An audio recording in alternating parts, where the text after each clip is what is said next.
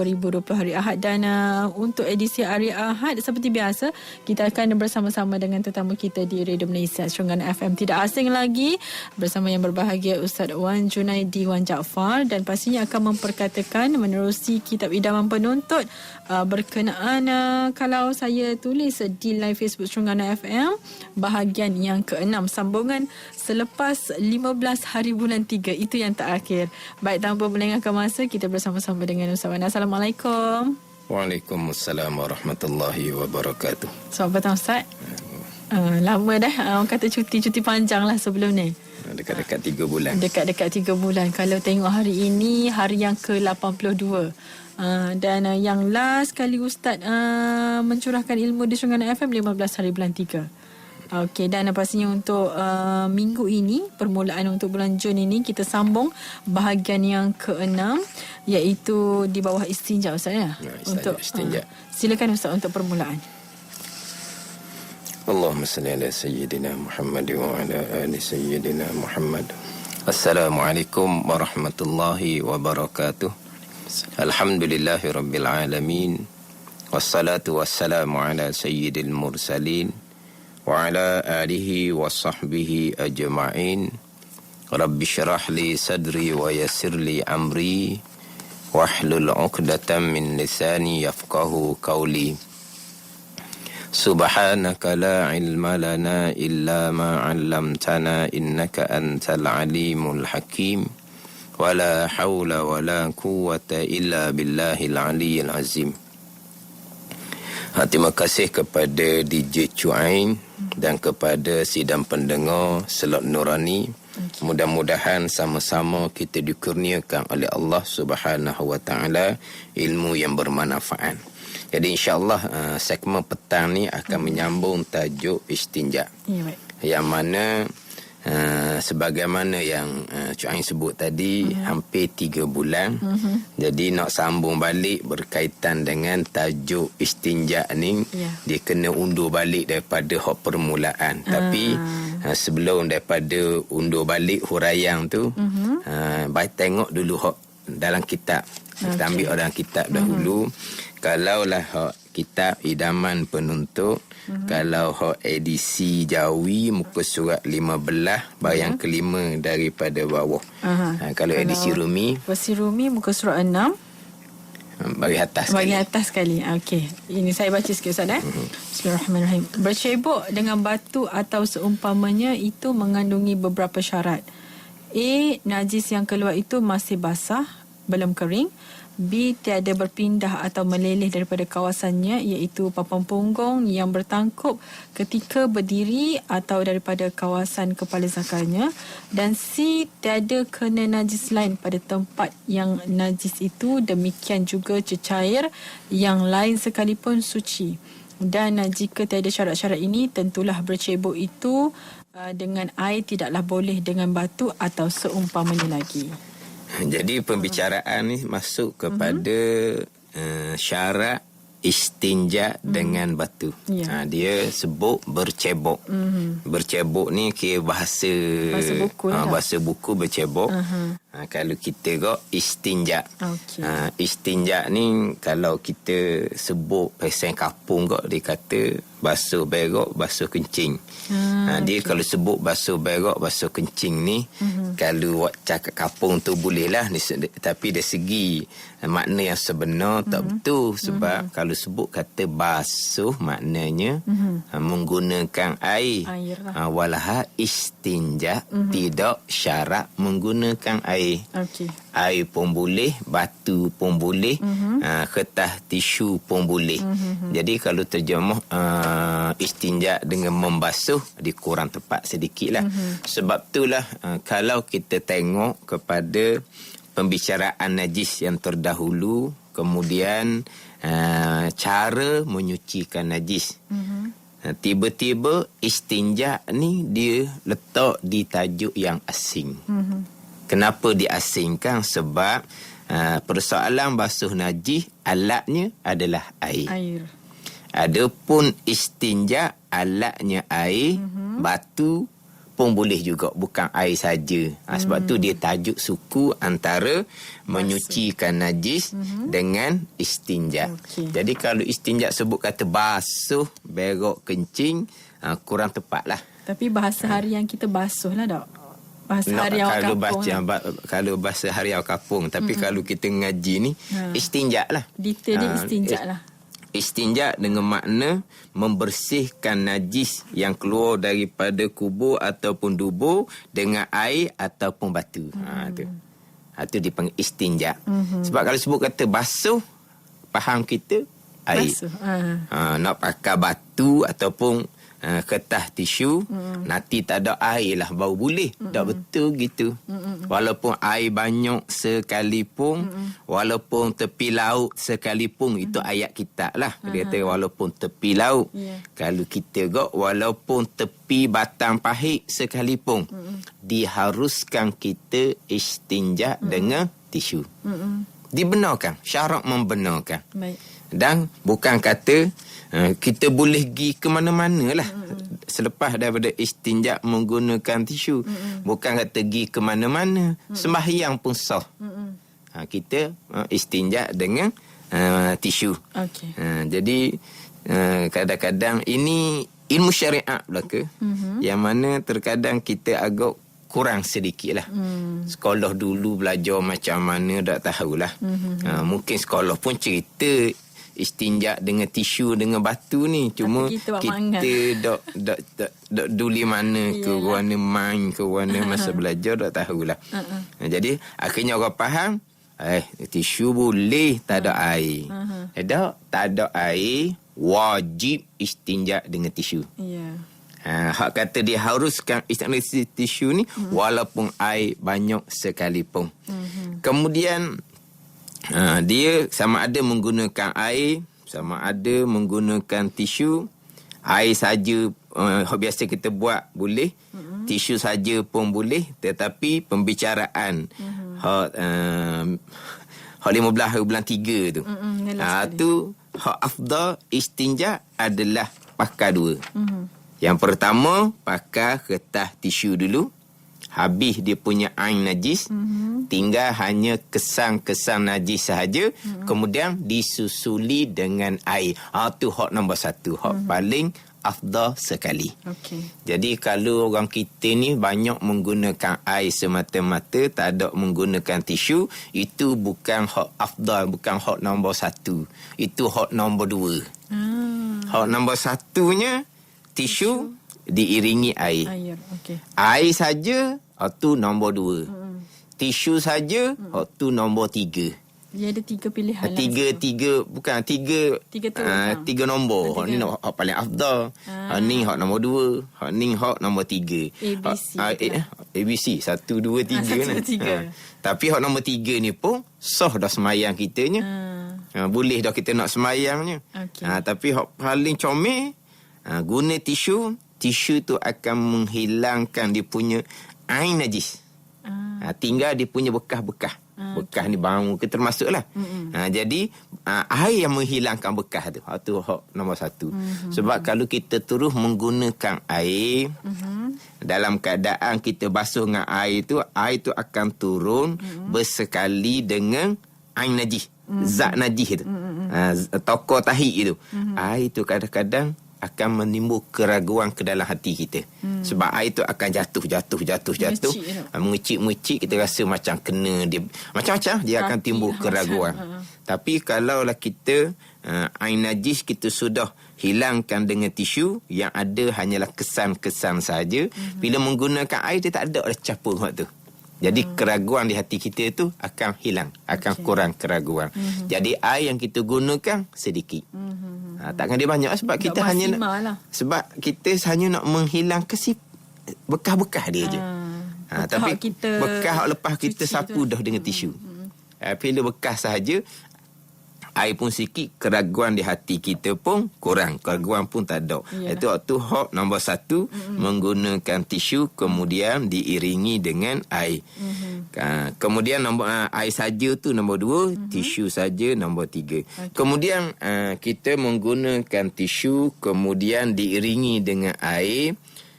adakah dia kena segera ataupun berpisah, tak ada masalah. Maknanya kalau kita gunakan tisu, kita tak pakai air. Kemudian tu barulah kita pakai air pula. Tetap Maksudnya afdal. senggang masa Senggang jarak masa tak ada masalah. Tak ada masalah. Maknanya cuma kalau kita senggang seumpama tu, kita masa istinja dengan tisu, kita wajib menggunakan 3 tisu. 3 lah. Tiga ladak kira lah. 3 penjuru tisu. Kalau tisu tu mungkin tebal sikit, mungkin sebelah ni sekali, sebelah lain ke helah tak kira. Kita naknya 3 kali sapu tu, sekali sapu rata sekalian tempat dengan sekali. Tapi 3 benda. 3 kali buat lah. Kalau menggunakan batu, dia akan sebut 3 biji batu kalau batu kecil. Okay. Kadang-kadang kita disebut 3 penjuru batu sebab batu tu ada besar. 3 penjuru. Gitu jelah. Okay. 3 batu ni kecil. 3 penjuru batu ni, satu batu yang besar, 3 dahak orang kira. 3 dah. 3 penjuru. 3 penjuru. Jadi masalah tisu ni kita tak sebutlah helai-helai tu. Tapi mana 3 kali buat. 3 kali buat. 3 kali buat. Mana kalau sekali dia lap dengan tisu tu, habis dia punya air. Yang kedua pun habis meratai. Yang ketiga pun habis meratai. Dia boleh pergi semayang dah. Kemudian... Walaupun tak guna air? Tak guna air lah ni. Okey. Tak guna air lah ni. Macam, boleh ke? Macam basuh lagi Itu dia panggil istinja. Sebab kebiasaan kita guna air sepenuhnya. Istinja membersihkan najis yang keluar daripada kubul ataupun dubur dengan air ataupun dengan tisu. Okay. Cuma nak sebut tadinya, timbul kadang-kadang masa ni slot-slot terdahulu timbul persoalan kalaulah kita menggunakan tisu dalam keadaan ketiadaan air. Dalam keadaan ketiadaan air, kalau tiada air wajib menggunakan tisu. Kemudian kita jumpalah dengan air. Adakah kita wajib basuh dengan air pula? Tak wajib. Tetapi kalau kita basuh dengan air pula, berarti kita dapat istinja paling afdal. Tisu dan kemudian air. Mana walaupun jarak yang jauh sekalipun, dapat afdal. Jadi kalau kata saya istinja dengan tisu dalam keadaan ketiadaan air yang mana hukumnya wajib. Kemudian jumpa air, adakah saya wajib kena istinja dengan air? Tak wajib, tapi afdalnya kita iringi dengan air. Itu kalau kita jarak yang jauh. Tetapi kalau kita serta-merta lepas guna tisu terus iringi dengan air pada masa tu juga, maka masa kita guna tisu tak wajib kita guna 3 tisu. 1 tisu pun tak apa. 2 tisu pun tak apa. Faham. Sebab serta-merta kita menggunakan air. Serta-merta dengan air. Adapun kalau kita tidak serta-merta dengan air, kita kena sempurnakan 3 tisu. Sebab air tu tak tahu lagi tu. Tapi kalau tisu, air. Tak syarat. Sebab kita istinja dengan tisu, wajib 3 tisu. Hak ni tisu saja. Kalau tisu iringi dengan air serta-merta, tak syarat kita guna 3 tisu. 1 tisu, 2 tisu pun tak apa dah. Asal bersih. Asal rata je lah. Rata. Tapi hak moleknya buat 3 tisu juga. Walaupun serta-merta diiringi dengan air. Buat 3 tisu juga. Sunat seumpama tu iringi dengan air. Itu hak kaifiah. Hak nombor 1 lah. Okey, baik. Jadi kadang-kadang yalah ini syariat ni istinja dengan tisu ni syariat khususiah kepada ummah Nabi sallallahu alaihi wasallam. Syariat nabi-nabi dahulu tak ada. Menggunakan tisu. Okey. Tapi pada masa Nabi menggunakan batu lah. Menggunakan batu, menggunakan tisu ni syariat hanya pada ummah Nabi je. Ummah Nabi terdahulu tidak ada syariat tu. Tapi malangnya kita tak berapa nak tahu. Kalau guna tisu kita pergi kata ke peseng geruk ni puak jenis berak tak basuh dia kata. Tapi sebenarnya itu memang syariat Nabi sallallahu alaihi wasallam, dan kita boleh semayang dan kita boleh dituk imam. Macam mana kita, ni soalan saya lah. Macam mana kita nak pastikan benda tu, kalau kita menggunakan tisu saja bila ada penjarakan masa, kalau kita nak cuci dengan air pula, macam mana kita boleh confirmkan benda tu betul-betul boleh kita buat semayang? 3 penjuru tu lah. Dia begini. Dia kita hak kata kemudian menggunakan air tu tidak bicara tu lah. Kita bicara kita menggunakan tisu semata-mata. Darurat lah kodong-kodong. Tak ada darurat. Tak ada. Walaupun tepi laut, walaupun tepi batang pahit, walaupun kita tak ada demam, tak ada apa sekalipun, diharuskan kita menggunakan tisu. Okey. Bila kita menggunakan tisu hanya boleh menghilangkan dia punya ain saja. Okey. Dia punya sifat tidak akan hilang. Okay. Sebab sifat umpama bau, air yang boleh menghilangkan. Kita maklumlah tisu tidak boleh menghilangkan. Macam mana sifat tu? Kalau kira bak najis, kalau kita kira bak najis, kita basuh najis-najis yang lain, kita basuh najis-najis yang lain, syaratnya hilang ain dan sifat.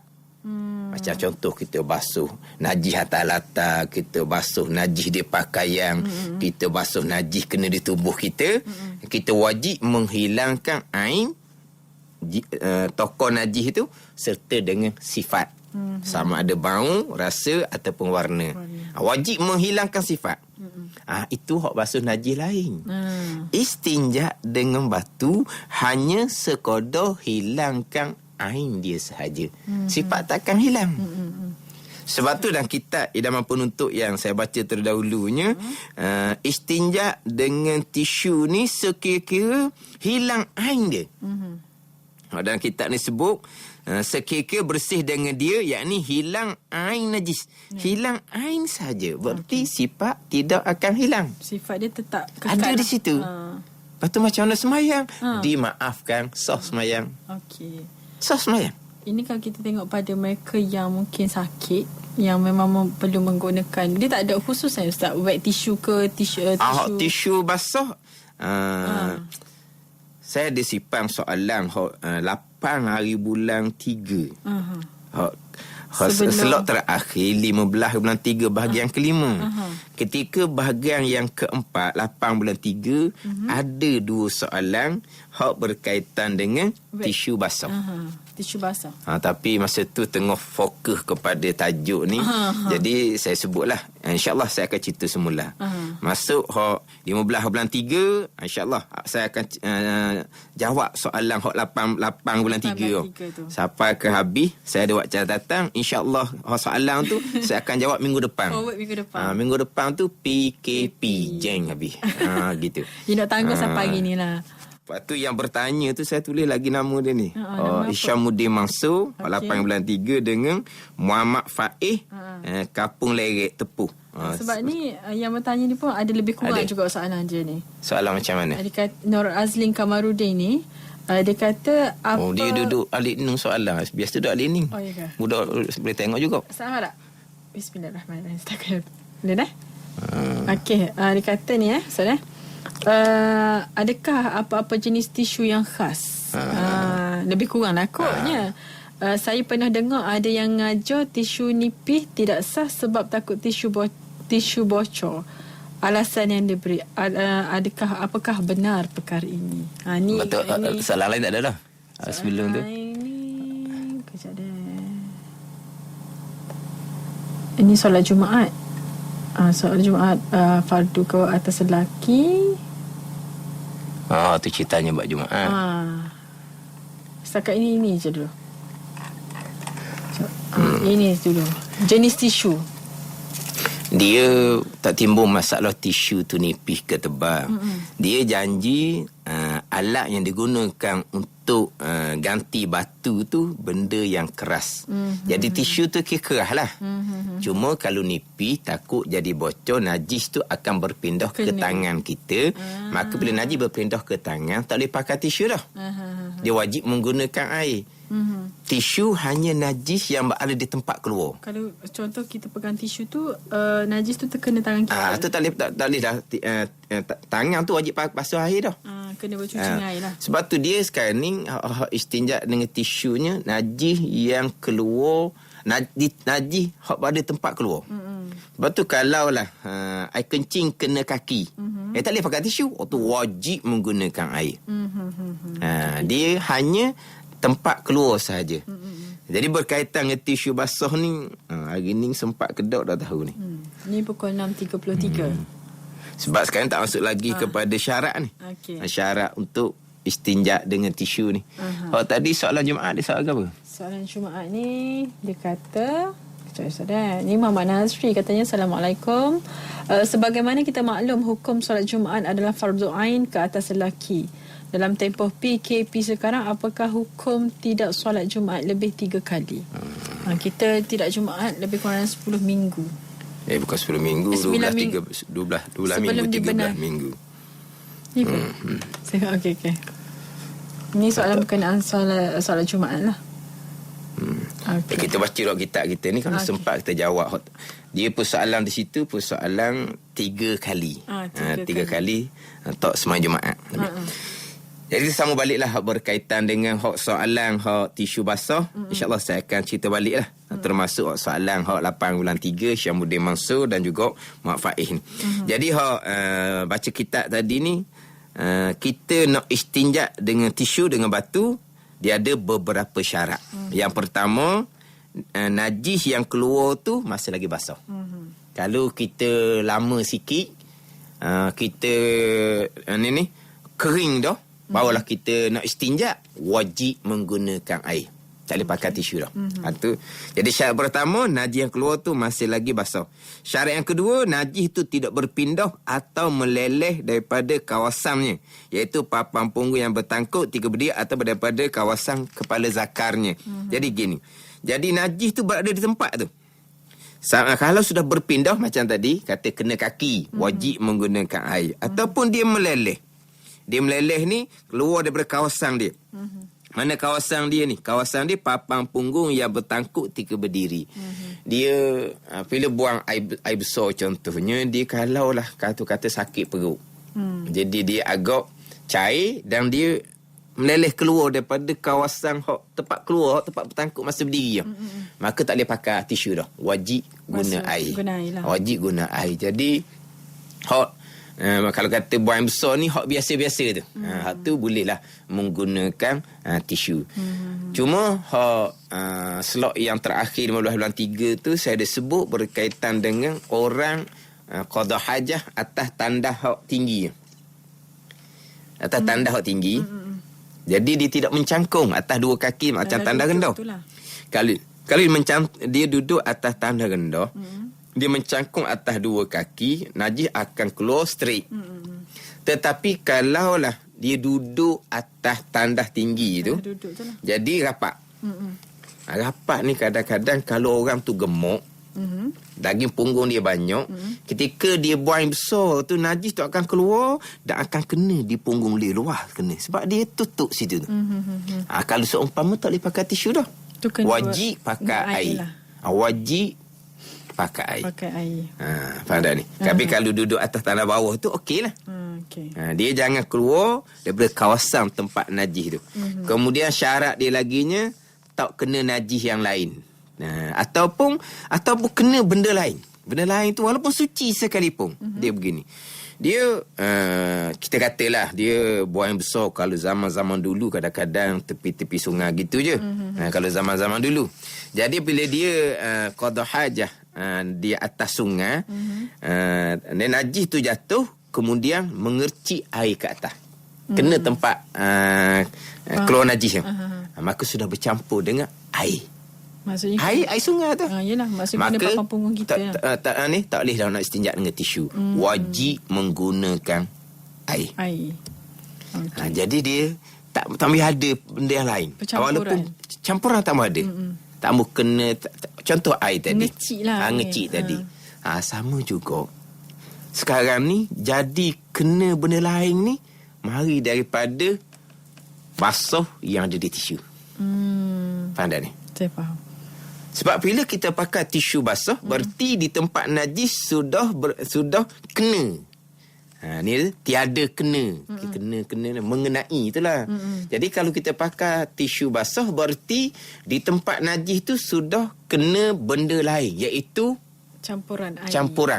Bukan air tu. Tisu tu betul Syah bukan air, dia macam ada sikit lah. ada macam obat yang boleh mematikan kuman di situ. Bukan air semata-mata. Sekarang ni air semata-mata pun tak boleh. Maksudnya apa-apa jenis campuran tak boleh. Dia kena kering. Tisu semata-mata. Kalau tisu basah pun tak, walaupun tisu basah tu dengan air mutlak sekalipun. Okey. Jadi kalaulah tisu basah dengan kata ada obat yang boleh mematikan kuman tu, lagilah tak boleh.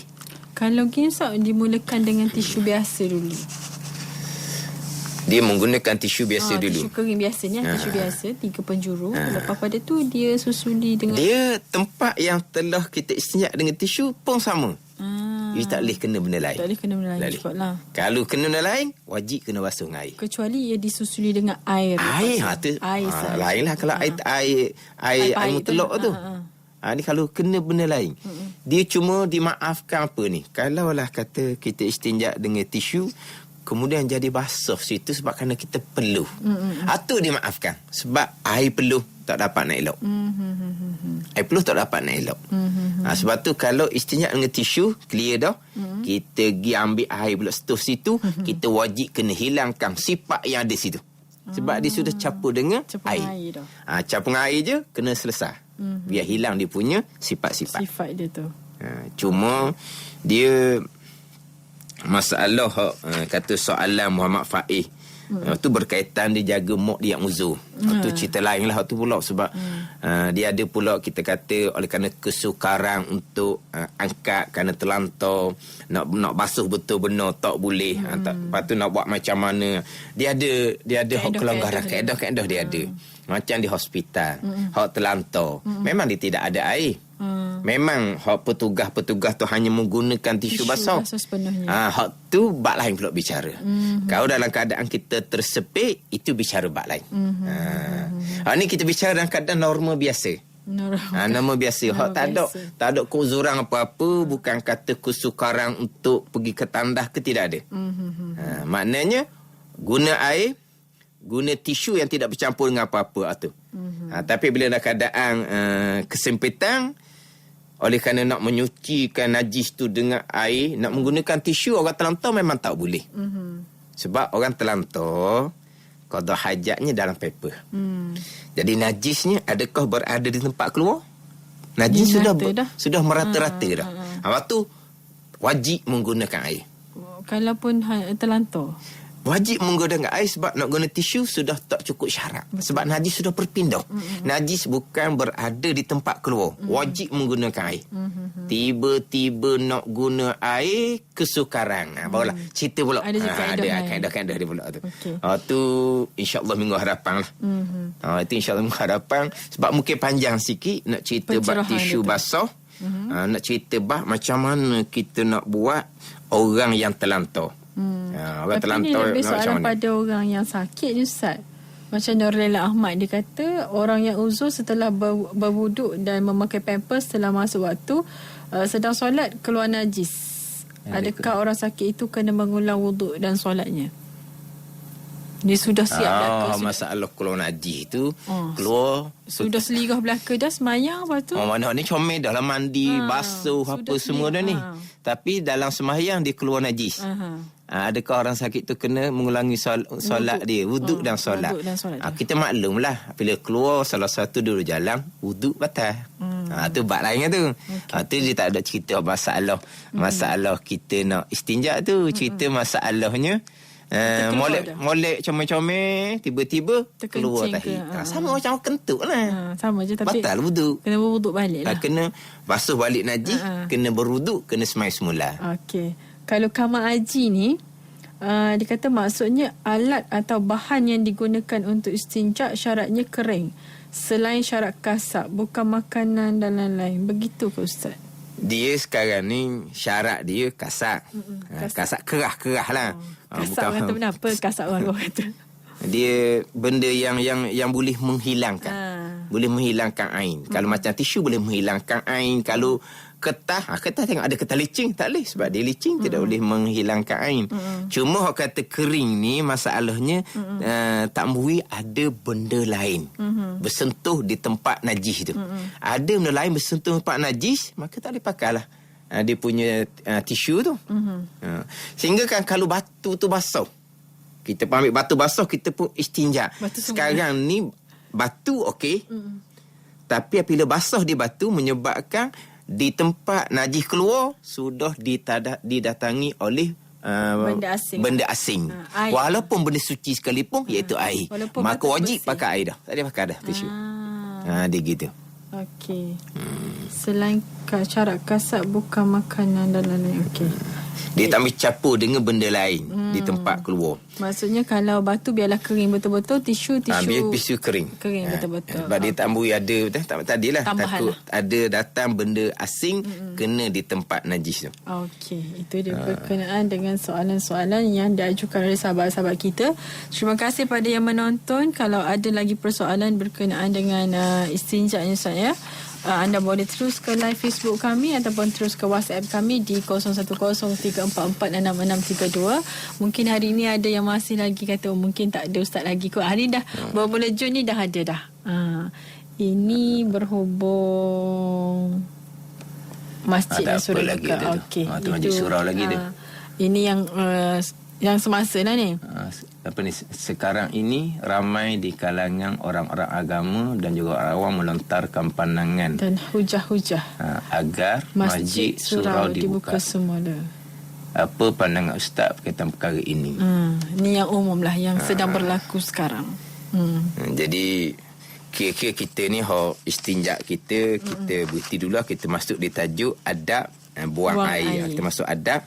Kemudian untuk slot akan datang tu ada lagi persoalan bab istinja, boleh kemukakan. Dan soalan kata hot 8 bulan 3 tu insya-Allah minggu hadapan lah saya akan mula membicarakan berkaitan dengan tisu basah dan juga macam mana kita nak uruskan orang tua, contohnya orang tua kita yang kita jaga, yang terlampau, yang kesukaran kepada kita untuk sentiasa bawa pergi bilik mandi untuk membersihkan najis. Macam mana cara dia, termasuk macam di hospital. Cuma saya nak ambil tadi soalan berkaitan dengan kewajipan solat Jumaat fardu ain atas lelaki yang cukup syarat panjang dia tu. Dan kita ni panjang bicara berkaitan dengan lelaki yang cukup syarat dia. Mana yang cukup syaratnya? Lelaki yang Islam, balik, berakal, kemudian bermukim. Ini syarat wajib Jumaat. Yang kelimanya, yang tidak ada keuzuran, yang tak ada perkara menegah, tidak ada manik, tidak ada keuzuran. Jadi sekarang ni manik keuzurannya adalah wabak penyakit COVID. Maka gugur tuntutan fardu ain sebab ada keuzuran. Cuma yang ditimbulkan soalan tadi itu, okeylah keuzuran. Tetapi macam mana kalau sampai ke 3 kali turut? Maksud dia di situ. Dia di situ tidak persoalkan berkaitan dengan Jumaat tu masih lagi fardu ain ke tidak, bukan. Keadaan memanglah Jumaat tu tidak cukup syarat dia. Jadi hukumnya bukan fardu ain. Cuma dalam tempoh kita nak solat tu, tempoh PKP tu bukan 3 kali lah, sampai ke 8 kali, 9 kali. Sebelum daripada dibenarkan bermula daripada 15 hari bulan Mei. Kemudian di Terengganu kita bermulanya solat Jumaat 22 hari bulan Mei. Jadi kalau 20 bulan Mei tu 9 kali Jumaat tidak didirikan. Jadi timbul 3 kali tu macam mana? Tak solat Jumaat 3 kali. Dia berkaitan dengan tinggal Jumaat 3 kali. Nabi kata Allah Ta'ala akan Allah Ta'ala akan peterikan hati kita. Tobok dia panggil. Nabi kata man taraka salasa juma'in min ghairi uzrin taba Allahu ala qalbi. Sesiapa yang meninggalkan 3 kali Jumaat dengan tanda uzur, nescaya Allah Ta'ala akan tobok ni Allah Ta'ala akan peterikan hati dia. Ni hati gimana? Tutup hati dia. Sebab apa? 3 kali tidak Jumaat dalam tak ada uzur. Sekarang bila ada COVID itu uzur. Bila ada uzur tak ada timbullah 3 kali ke, Ada 30 kali ke. Ni contoh nyata. Orang uzur yang terlantau.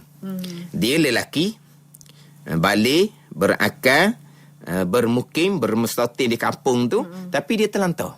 Dia uzur panggil. Fardu ain majmu'ah ke tidak? Maka dia tinggal lama mana? 3 tahun, 30 tahun pun tak ada isu sebab dia tidak ada kewajipan. Sama juga dengan hot tempoh COVID tu. 3 kali ke berapa kali ke tak ke sebab apa? Sebab dia tak cukup syarat. Sebab nak jadi majmu'ah ni fardu ain ada syarat-syarat dia juga. Mana kalau tidak cukup syarat, contohnya ada keuzuran dengan wabak penyakit COVID ni, bukan kata 3 kali. Selama mana ada keuzuran, selama itulah dibenarkan kita tinggal Jumaat. Dia begini. Ada orang yang dia salah faham. Dia cukup syarat. Dia cukup syarat Jumaat.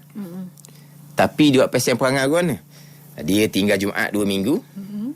Dia kena pergi dah ni. Minggu nak masuk 3 ni. Kena pergi tu dia. Sebab apa? Sebab 2 minggu dah saya tak pergi. Kena pergi dia sekali. Jangan tinggal teli turuk-turuk, dia kata. 3 kali Tiga. Dia bagi orang yang cukup syarat Jumaat, yang mana Jumaat tu fardu ain kepada mereka, sekali pun dah sebesar dah, bukan 3. Ada ni. Dia faham? Sekali. Tak, dia faham. Dia yang wajib Jumaat. Tiba-tiba dia tinggal Jumaat tanpa ada sebarang keuzuran. Dia faham bila berdosa 3 kali. Berturut-turut. Turut-turut. Jadi kalau tinggal sekali, okey lagi. Tak dosa lagi. Yang kedua, okey lagi. Yang ketiga ni tak boleh dah ni, kena pergi dah ni. Sebab apa berdosa? Salah faham tu. Sekali cukup dah. Tu pun dia teri dah. Teri 3 kali. Tapi sekali ni cukup dah dosa besar. Sebab dia cukup syarat. Dia fardu ain Jumaat. Dia tak main sekali je, dosa besar dah. Bukan nanti 3. Ada pun hak masalah sekarang, kita dalam keadaan wabak COVID keuzuran, tak timbullah 3 ke 5 ke 12 ada ke. kira. Sebab dia ada keuzuran. Lepas tu tahap keuzuran tu macam mana? Ada tanya soalan pandangan saya macam mana khutbah Jumaat ni. Saya tak ada pandangan lah khutbah Jumaat ni. Tak ada pandangan. Sebab apa? Sebab nak mengemukakan pandangan ke, pendapat ke, cadangan ke, kita kena ada fakta yang lengkap. Kita tak ada fakta. Yalah. Kita tak ada maklumat sepenuhnya berkaitan dengan kesihatan ke, keselamatan ke. Kalau setakat kita ada ilmu sikit-sikit, kita nak bagi pandang ini bukan satu perkara yang kecil ni, benda yang besar, yang mana satu negara tidak dirikan Jumaat. Bukan satu negara, satu dunia Islam tidak dirikan Jumaat. Jadi mereka yang menetapkan bahawa Jumaat tidak didirikan ni, mereka ni bukan setakat dengan ilmu agama yang secukupnya. Mereka dapat pandangan-pandangan, nasihat-nasihat daripada mereka-mereka yang berkenaan, daripada pihak kesihatan ke, keselamatan ke. Di situ barulah mereka boleh menetapkan satu-satu ni ketetapan Jumaat tak semayang contohnya. Ada pun macam kita orang biasa ni nak bagi cadangan macam mana? Sebab kita tak ada maklumat. Lagipun kita nak bagi cadangan ni kepada siapa? Ya, betul. Macam ginilah, macam gini. Contoh ni contoh kampung lah. Kita mesyuarat. Contoh kesal kampung. Kita tak pernah masuk dalam mesyuarat tersebut dan kita tak tahu apa benda isu dia, apa semua maklumat pun tak tahu. Sampai keluar, pihak kampung kita buat mesyuarat, tulisan dia gini. Apa pandangan awak? Dia boleh pandangan ke tak? Pengong saing. Dia kawan tu tak boleh pandangan sebab dia tak masuk dalam mesyuarat. Dia tak tahu kedudukan sebenar macam mana. Isu apa yang apa yang dibahaskan macam tak tahu. Maka tak boleh bagi pandangan. Tapi hak pasal baik pandangan kat luar ramai lah. Hak cakap kat luar ni gitu gini. Mesyuarat tak masuk, perkembangan apa tak tahu. Tapi tu kaulah tu Hama. Tapi kalau orang luar ni ada pandangan sekalipun, nak kemukakan pada siapa pandangan dia tu? Buah fikiran dia tu. Kemukakan kepada orang yang masuk dalam mesyuarat. Jangan kita kemukakan secara umum gitu, jadi fitnah. Sekarang ni masa fitnah, timbul macam-macam tomahan. Jadi kalau pandangan dalam FB ke, sekarang ni pula live dalam radio. Saya tak ada autoriti nak bagi pandangan, nak bagi cadangan. Sekadar menjawab apa yang boleh dijawab sahaja. Kita nak jawab setakat apakah hukum Jumaat. Jumaat fardu ain jika cukup syarat. Kalau ada keuzuran, Jumaat tidak fardu ain. Keuzuran kalau kita kata sekarang ni wabak Covid.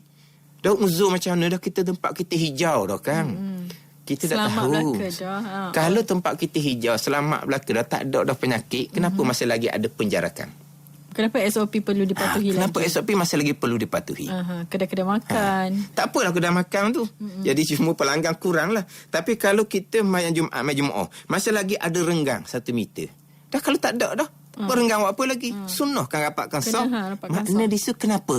Maknanya ada benda tu dia. belum lagi habis. Belum putus penuhnya. Belum putus penuhnya. Jadi keadaan situasi yang sebenar kita tak tahu. Mereka yang berkenaan lah yang mengetahui. Mereka yang akan putusan. Tapi cuma alhamdulillah lah. Hak tadinya Perdana Menteri sudah Ramai senyum ini Ustaz. sudah PKPP. Ada P ujung pula. Hari itu B bersyarat. Ni P pula. P ni pemulihan.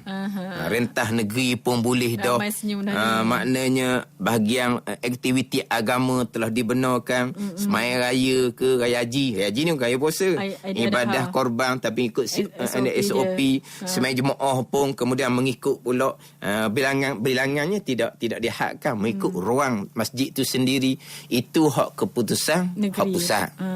Akan turun pada negeri pula. Negeri yang akan buat secara perhalusi pula. Seperingkat sebab kita tak ada nak gaduh benda ni. Kita tak boleh nak terus judge. Tak boleh. Kenapa? Memanglah 10 hari bulan. Tapi dia kata turun pula. Hak tu hak peringkat pusat. Akan turun pula peringkat negeri. Dia ada jawatan kuasa fatwa negeri pula. Dia ada majlis agama negeri pula. Naik pula kepada sultan pula. Tapi dengan situasi itu kita lega lah. InsyaAllah lah boleh buat Jumaat, boleh buat jemaah. Sebab kita tengok banyak kelonggaran sangat dah sekarang. Banyak kelonggaran. Cuma kita jangan buat mudah-mudah lah. Betul lah. Ya, kelonggaran ada tapi tidak putus bukan, lagi. kita sekarang ni tempat kita alhamdulillah. Negara-negara Islam yang lain kita boleh tengok. Macam contoh saya nak sebut sedikit lah, kita ada masa 6 minit 6 minit contohnya Arab Saudi. Hampir 100,000 dah. Dia punya kih dia hampir 100,000. Sehari-sehari kih dia 2,000, 2,000, 3,000 sehari. Itu biasa, angka biasa. Kih dia meningkat. Kalau kita tengok hari ni 19 di Malaysia. 19 pula. Bukan warga tempatan, bukan gitulah maksudnya. Hak ni tak ni. Dia Arab Saudi ni 1,000, 2,000 tu lama dah. Naik sampai 3,000. Mati pula 20 orang, 30 orang sehari mati. Ni Arab Saudi. Termasuk di Mekah sendiri. Di Mekah sendiri pun hampir 37,000 dah di Mekah sendiri. Ni di tempat mereka. Jadi kita kena jaga molek lah. Ujian besar tu. Sangat besar. Contoh sekarang macam Mesir sebab pelajar Malaysia ramai di Mesir kan. Mesir pun sama. Dia kih hari-hari ni 1,000, 2,000 sehari. Kematian 30 orang, 40 orang sehari. Kematian. Di Mesir. Dia sekarang ni macam Arab Saudi, dia sudah melintasi China. Angka dia makin tinggi. China dia bawah dah. Saya tengok tadi dalam internet tadi tu saya tengok China 18, nombor 18. 80,000 lebih. Saudi nombor 15. Maksudnya hampir 100,000. 98,000 gitu lah. 98,000. Hampir 100,000. Turki, Iran lagi atas. Itu negara umat Islam. Macam mana di India? India sekarang nombor 6 tu India. Top 10. Nombor 6 sekarang India. Orang Islam ramai mana di India? Betul. Di Pakistan pun sama. Pakistan sudah melintasi China. China nombor 18, 80,000 lebih, 83,000. Pakistan nombor 17, 93,000. Tu. Bangladesh pun banyak. Duk nombor belakang, tinggi belakang tu. Ya, pakat duk kejar belakang. Kejar naik ke atas. Naik dia memang meningkat. Sehari-sehari duit 1,000, 2,000. Kita alhamdulillah. Kenapa? Kerana hak PKP kita terdahulu. Kemudian pematuhan rakyat kepada hak PKP itu sendiri, arahan itu sendiri.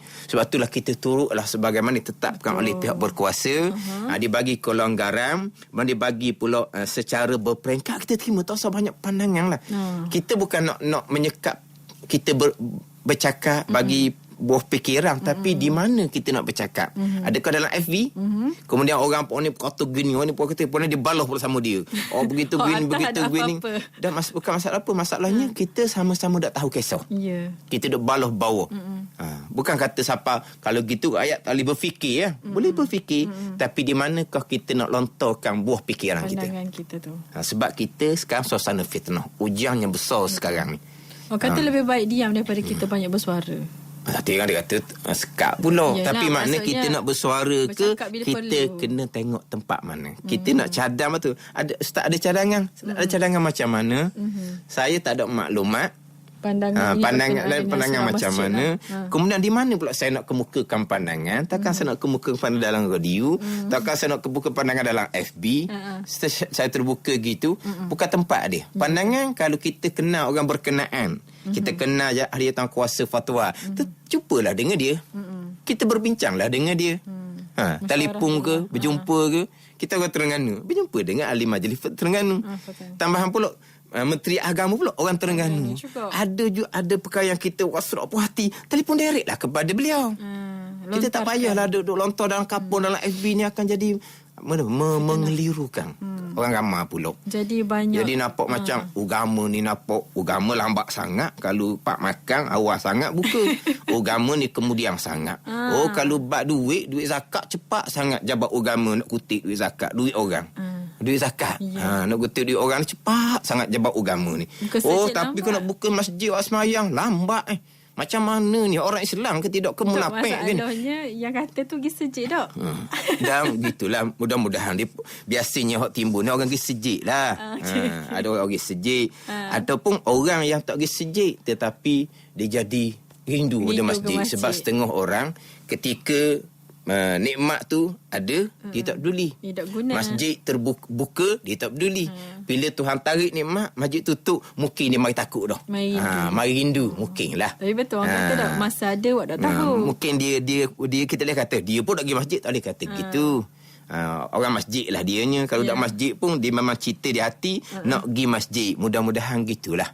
Mudah-mudahan lepas daripada Tuhan tarik musibah balak ni, kita boleh pergi masjid, kita pakak pergi ramai-ramai ke masjid, kita hadiri semua Jumaat. Yang besar lagi kita hadir kuliah agama yang diadakan di masjid. Gitulah. Kemudian saya pun dalam segmen hari Jumaat tu saya ada bab Jumaat lagi lah, InsyaAllah Adinul Khalis. Minggu hadapan ni saya akan sentuh lagi berkaitan dengan hukum Jumaat tu sendiri. Ni oleh kerana ada soalan sedikit, tajuk kitanya tajuk istinja. Cuma kita boleh tengoklah perkembangan negara luar termasuk negara Islam yang lain dan jiran macam mana dengan Indonesia, macam mana dengan Singapura, Thailand. Dia lebih daripada kita, dia lebih bersih daripada kita. Thailand rakyat dia 3 kali ganda daripada rakyat Malaysia. Tapi kes dia 3,000 je. Kita 8,000 lebih. Tak ada banyak. 3,000 pun hampir 2,000 tu di Bangkok aja. Di selatan kurang. Di Thailand lain cerita. Di ibu negara saja 2,000 dah. Keseluruhan 3,000 lebih sahaja. Walaupun dia ramai penduduk. Penduduk 3 kali ganda daripada rakyat Malaysia. Thailand lain. Indonesia macam mana? 30,000 lebih. Singapura kakak 40,000 dah. Indonesia sehari-hari dekat nak 900 sehari. Mati 2-30 orang sehari-hari. Tu. Mana kita kena bersyukurlah dengan apa yang Tuhan kurniakan kepada kita rakyat Malaysia. Mudah-mudahan semakin pulih, dan dalam pulih pun kita kena jaga molek. Sebab tadi PM pun kata dah kalau berlaku rezeki akan tutup bila-bila balik masa bila-bila masa. Jangan kata gembira sangat. Jangan kita buat seolah-olahnya tak ada apa-apa. Kita ikut kepatuhan. Mana kalau jaga jarak, dia jaga jarak, maknanya wabak tu masih lagi ada. Cuma kita nak kawal dia supaya tidak merebak. Jadi kemudian insya-Allah lah kita akan sambung balik hak kita berkaitan dengan istinja di slot akan datang. Minggu depan Ustaz insya-Allah. Dan apapun terima kasih untuk perkongsian ilmu petang ni. Harapnya dihalalkanlah apa yang dikongsikan. Dan setiap hari Ahad kita akan bersama-sama dengan Ustaz menerusi ruangan Nurani di Sungai FM. Kita jumpa lagi Ustaz. Okey, seperti doa penutup silakan. Bismillahirrahmanirrahim. Alhamdulillahirabbil alamin. Wassalatu wassalamu ala sayyidil mursalin wa ala alihi wa sahbihi ajma'in. Allahumma iftah alaina futuhal arifin.